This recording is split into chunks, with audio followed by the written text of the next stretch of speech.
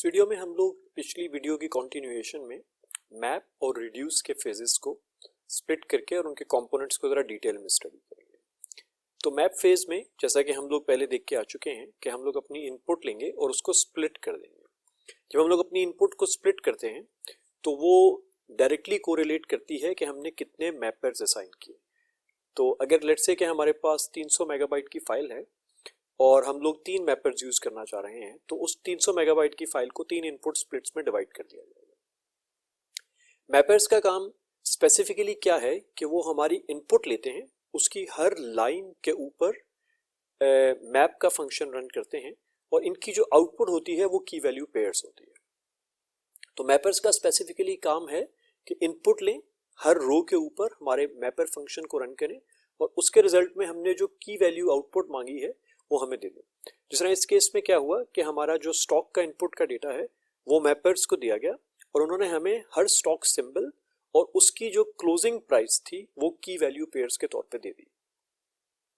अब in different mappers ने हमें सिमिलर आउटपुट दी और उन सारी आउटपुट्स को हमने जब कोलेट किया तो हमने एक रिड्यूसर यूज कर लिया। रिड्यूसर एक डिफरेंट नोड है जो कि जिसके ऊपर रिड्यूसर का फंक्शन चल रहा होगा। तो वो क्या करेगा कि वो सब मैपर्स की आउटपुट को इकट्ठा करेगा, कोलेट करेगा और रिड्यूसर का फंक्शन चलाएगा। रिड्यूसर के फंक्शन में हम लोग जैसे अपने एल्गोरिथम की डेफिनेशन के टाइम पिछली स्लाइड्स में देख चुके हैं कि ये हमारे हर स्टॉक सिंबल का हाईएस्ट प्राइस जो है वो ढूंढेगा और उसको यहाँ पर प्रेजेंट कर देगा। जैसा कि हम लोग AAPL के केस में देख सकते हैं कि मैपर 1 ने AAPL का 180 प्राइस ढूंढा और की वैल्यू के तौर पे हमें AAPL सिंबल और उसका 180 क्लोजिंग प्राइस हमें दे दी।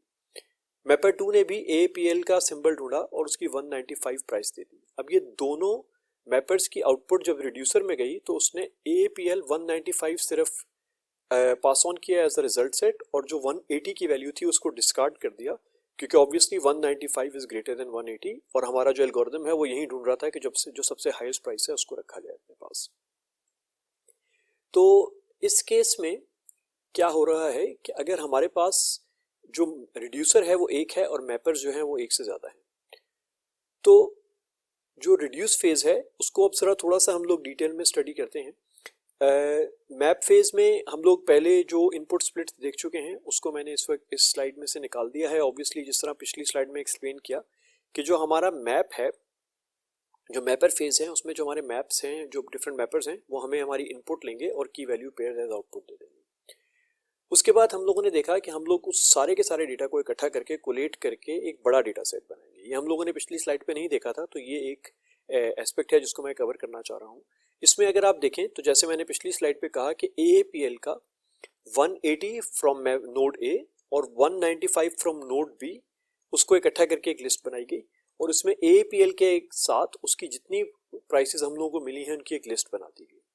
अब ये एक बड़ी सी इनपुट बना के हमने अपने रिड्यूसर फंक्शन को दी और रिड्यूसर फंक्शन ने उसमें से जो हाईएस्ट प्राइस थी हर सिंबल की वो अपने पास रख ली और उसके बाद जो बाकी की प्राइस, बाकी की इंफॉर्मेशन थी जो कि फिर उस स्टेज पे रेलेवेंट है उसको डिस्कार्ड कर दिया। तो ये बेसिकली रिड्यूसर फंक्शन की थोड़ी सी डेफिनेशन हो गई। इसमें हमारे पास जो फर्स्ट पार्ट है रेड लाइन से लेफ्ट साइड के ऊपर वो हमारा मैपर फेज है और जो हमारे रेड लाइन के राइट साइड के ऊपर वो रिड्यूसर फेज है। इस स्लाइड का मकसद यही था कि रिड्यूसर फेज में डेटा को कोलेट करना या ये बड़ी लिस्ट बनाना जो कि मिडिल में दिखाई जा रही है और उसको फिर रिड्यूसर फंक्शन को फीड करना, ये मकसद था। तो रिड्यूसर फंक्शन बेसिकली एक कोलेटेड लिस्ट के ऊपर काम करता है जो कि सारे मैपर्स से आउटपुट मिलकर आ रही होती है।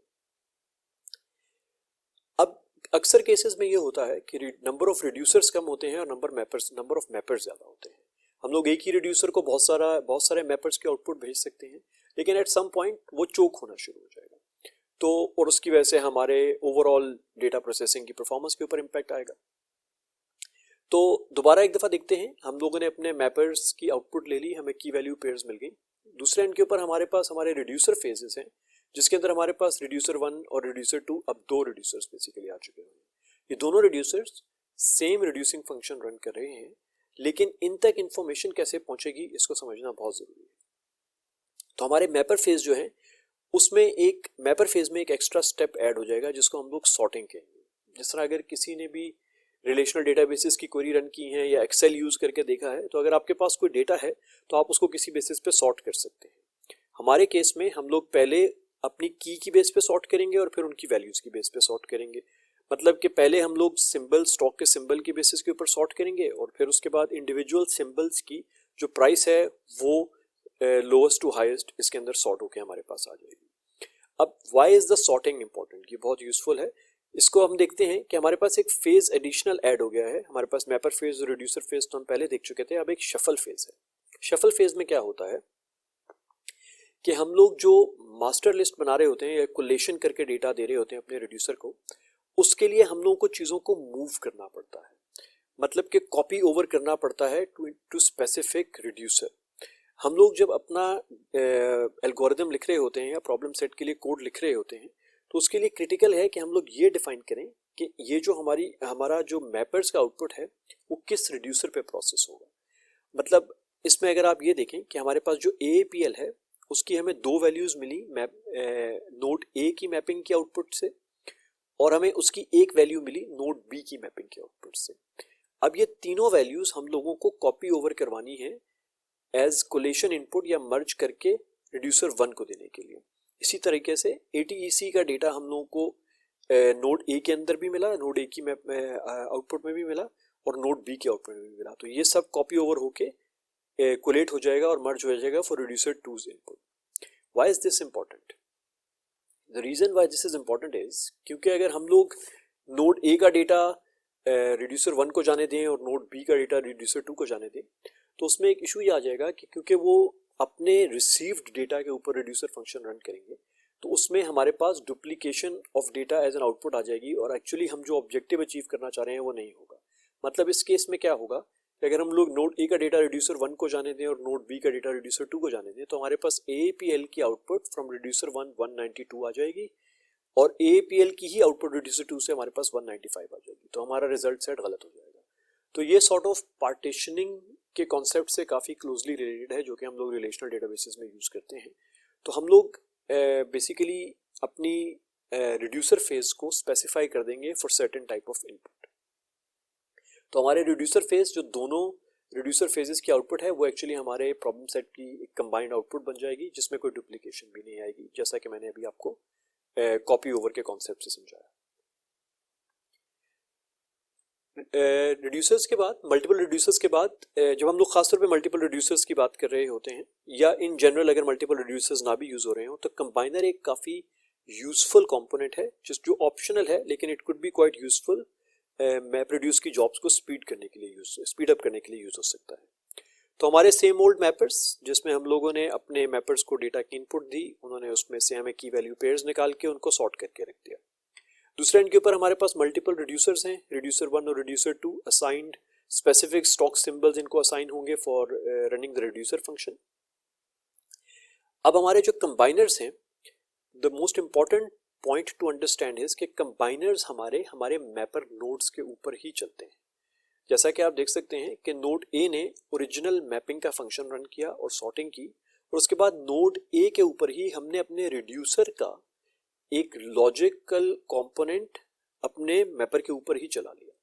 कंबाइनर में हमारे पास क्या हो रहा है, जैसा कि आप यहाँ पे देख सकते हैं कि हमारे पास AAPL की दो वैल्यूज आ रही है 180 एंड 192, लेकिन कंबाइनर चलाने के बाद हमारे पास उसमें से हायर ऑफ द वैल्यू रह गई जो कि एक्चुअली हमारा प्रॉब्लम सेट का सोल्यूशन है। लेकिन इसमें और रिड्यूसर में क्या फ़र्क है?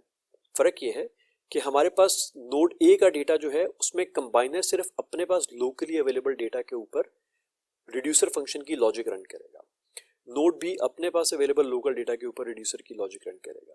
हेंस आपके पास AAPL का 192 फ्रॉम नोड A और AAPL का 195 from node B still exist करेगा after the combiner has been run. अब हमारे पास शफल फेज आया जिसमें हमने डेटा कॉपी ओवर किया और क्योंकि हम AAPL को प्रोसेस करना चाह रहे हैं ऑन रिड्यूसर 1 तो AAPL का की एक वैल्यू अब सिर्फ बाकी बची जो कि हम लोगों ने यहाँ पे मर्ज में डाल दी और इसी तरह से एक वैल्यू हमारे पास नोड A से आ गई जो हमने यहाँ पे डाल दी। और इसके बाद जब रिड्यूसर फंक्शन रन हुआ तो हमारे पास अपने स्टॉक सिंबल्स की आउटपुट आ गई। Obviously it seems trivial for this example, लेकिन जब आपके पास बहुत ज़्यादा डेटा सेट हो तो कंबाइनर्स कैन प्रूव वेरी एफिशिएंट, क्योंकि आपके रिड्यूसर के ऊपर बहुत ज़्यादा वर्कलोड डालने के लिए हम लोग कंबाइनर्स को यूज़ करते हुए अपनी मैपर नोड्स के ऊपर जो कि यूजुअली रिड्यूसर नोड्स से ज़्यादा होती हैं उनके ऊपर ही हम लोग ये काम कर सकते हैं और उसके बाद हम लोग जब उनको अपने रिड्यूसर्स को पास ऑन करेंगे तो रिड्यूसर्स जो हैं उनको एक रिफाइंड डेटा मिलेगा जिसके ऊपर उन्होंने रिड्यूसर फंक्शन रन करना है। तो इस वीडियो में इतना ही, मिलते हैं अगले वीडियो में जिसमें हम लोग मैप रिड्यूस की एक वर्ड काउंट एग्जाम्पल को, वर्ड काउंट की एक काफ़ी पॉपुलर एग्जाम्पल है जिसको हैंड्स ऑन करके देखेंगे। तो मिलते हैं अगली वीडियो।